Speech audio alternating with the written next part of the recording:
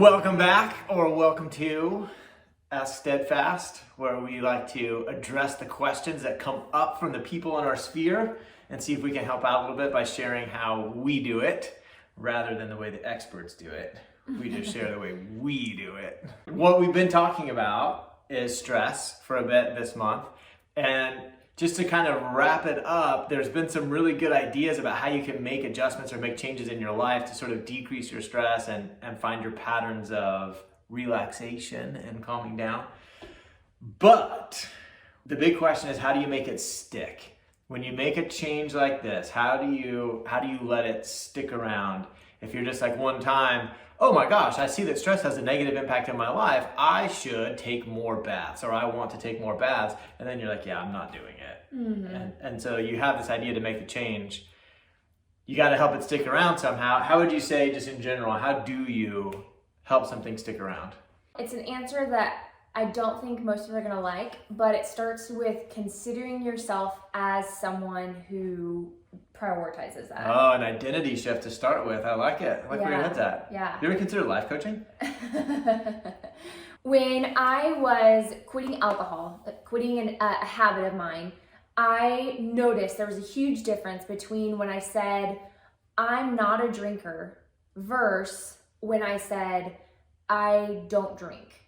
And the difference really made it easier for me to stick to that habit, the new habit that I wanted, and let go of the old habit that I was trying to get rid of. When I noticed that, I realized that so often we try and make a habit stick so that we can become the person who's not a drinker. Mm-hmm.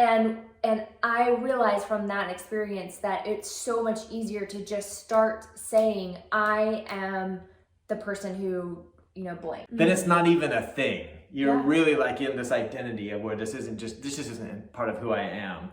Mm-hmm. And then even if it does show up, even if you have a little error, it's registered as a blip, not who you are. And so that's a great technique, I think, to take on that identity. I'm a non-drinker. Yeah. Or, in this case, you would just say like, I handle stress. I'm a laid back guy. And so when stress comes up, I do think that's weird. What's going on? This is not me. Mm-hmm. This is not who I am.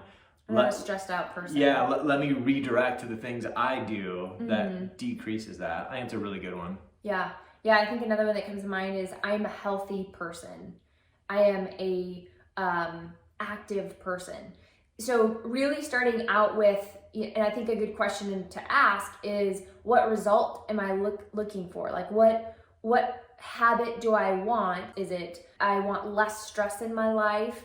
And then working backwards to, okay, what habits would I need? And then who would I be in those habits? So that's where I would start. One of the ones that I like to look at is, once I have this identity that I'm a laid back person, to know that that's not a one-time decision that's done forever.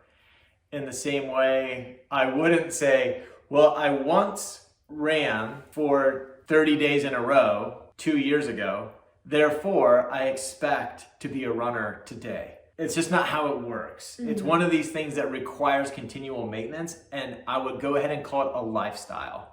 Mm-hmm. That if you're looking to decrease stress, if like, how do I make this change? It actually is going to need to be a high enough priority to you that it becomes incorporated into your lifestyle. Mm-hmm. And that's where it's been really fun for me, because Whit actually guided me on that in the beginning of our business journey, building a business. I didn't set out to be an entrepreneur so that I could be just bombarded with stress and live my life in fear of where's my health insurance going to be, and are the clients going to keep coming, and am I going to have enough money to pay a mortgage? Wasn't the goal, right? The goal was to have autonomy over my time, to have the freedom to achieve mastery in the craft of my selection, and to build a life that I wanted, that gave me the opportunities to do the things that I wanted. So I've got to incorporate that into my decision making. I want to be thinking, all right, what is the life I want to build? Not can I grind through these next 3 months so that we can take the vacation that we want in December. It's going to be, how do I build stress relief? How do I build relaxation? How do I build the sustainable, long-term, infinite style solutions into this journey that I'm on? And then when the stress does come up, to resist the urge to just hide it. You know, it's tempting to just go get a bunch of cookies, but that doesn't create a sustainable solution because I can't just keep eating cookies. If I could, that'd be great, but I can't do that. I don't like the effect it's going to have on me in the long term. And so I've got to hold myself accountable to building a lifestyle that moves towards this, both in my errors and successes. Yeah, and some examples that come to mind is that we have come up with a way that we connect that is very it reduces stress, which is going for a 2-mile walk. That's really easy. It's very enjoyable. It's pretty. And it gives us an outlet to move our body and talk. And I can't count how many times we've taken that walk in very stressful situations. There's a good chance we've walked 1,000 miles on that. For sure. 2-mile walk. And come back feeling de-stressed. And so finding ways to connect with loved ones that are healthy or promote that relaxation, that de-stress, dopamine releasing ways, like Jake's saying, instead of going to the easier ways, which can be TV and food, it's how can I incorporate this into connection and into family that just makes it easier to do. Another one I've learned from Whit is have the tough conversation and forgive. And those are two where it's like, if I were to think about where are huge sources of stress in my life, it would be from being offended by someone, having beef, as Paige would say, with someone, having some sort of conflict in my life. Or it's a situation where it's like, dang it, there's something that is bothering me, or a hard conversation I need to have, or I'm going to have to say something to it where I know that she's probably not going to respond in the way that I want her to. And so if I delay that, if I procrastinate that, I find that my stress increases. So by identifying myself as someone who prioritizes a stress-free life, then I can say, okay, what's the habit that comes from that? Well, I prioritize having the tough conversation. I prioritize pursuing forgiveness. I do those things because it just quiets it. And then life is a little more laid back and life is a little more fun. And people from the outside can be like, man, nothing ever goes wrong in your life. And you're just like, yeah. Secretly knowing that there's a whole sequence of protocols that become part of your character that sort of lead to this result. Yeah, I'm glad that you mentioned that one, because I think that maintaining a lifestyle of decreasing stress, and I just imagine a graph where there's definitely high points and low points where stress is like. Look at math coming into this. I agree. I imagine a graph also. You're rubbing off on me. Yes, I guess lucky. being married does that. So that the ebb and flow of stress being high and low, and being more even keel and steadfast through whatever the high or low is, because like Jake's saying, you have put in protocols rather than, oh no, I'm at a high point of stress, I need to go and try and change a bunch of habits. It's like, no, let's look at the habits, who we want to be, and start incorporating those in ways that are easy to do, they're enjoyable to do, and we're looking forward to doing them throughout the week. That way it just keeps us at this steady pace in the highs and the lows. I think another one that's good, I've noticed, relieves stress or just keeps me in sort of a calm place, is that my body, my physiology, the way I think of myself is very pleasant when I give. And so I know that one thing that we've sort of taken on is that, when you're at the checkout and it's like, do you want to give $1 to whatever? It's just always a yes. It's always a yes. And that's the habit.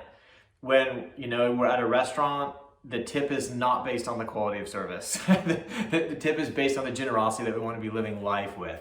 And so just little things like that, which don't amount to thousands and thousands of dollars. And that's why I think it's available for everybody. We're talking about $1 here and $1 there.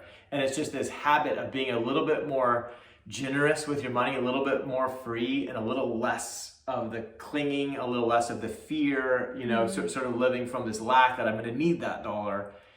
It you know, kind of works in two angles. One is that relationship with money kind of quiets, you know, stress a little bit of just letting it flow in and flow out. But also, you know that the person who's receiving it is, you get a little dopamine hit almost, you know, from providing that, thinking of someone receiving that or having that. And it kind of makes you feel, I don't know, just good about yourself, proud of who you are and the way you show up in a very small effort. Yeah, I love that one.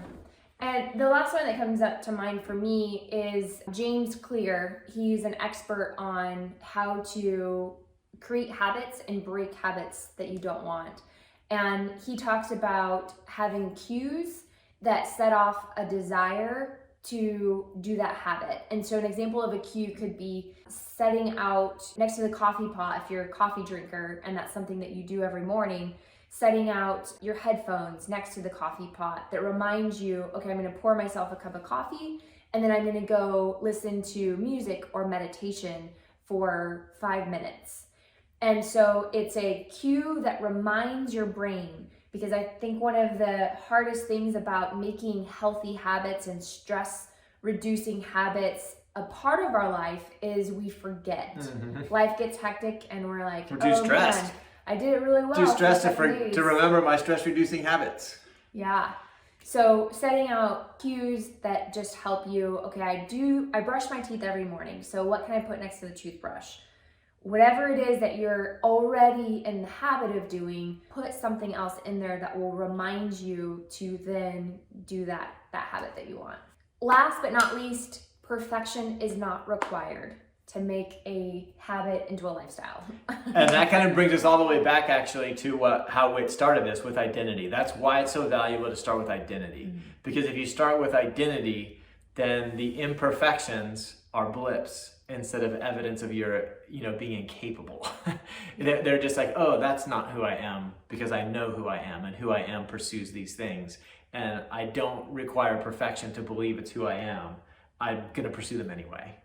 Great place to come, very empowering. Yeah. Those are some great tips, Whit, thanks. Thanks, nice job, you too. All right, see ya. Hey, thanks for watching this episode of Ask Steadfast. Whit and I are super excited to use this avenue to sort of spread our message. And so it'd mean a ton to us if you'd subscribe to this channel. Additionally, if you have any questions you'd like to see addressed in future episodes, whether serious or funny, we'd love to see those in the comments. So leave that in the comment below, and we'll see you in the next one.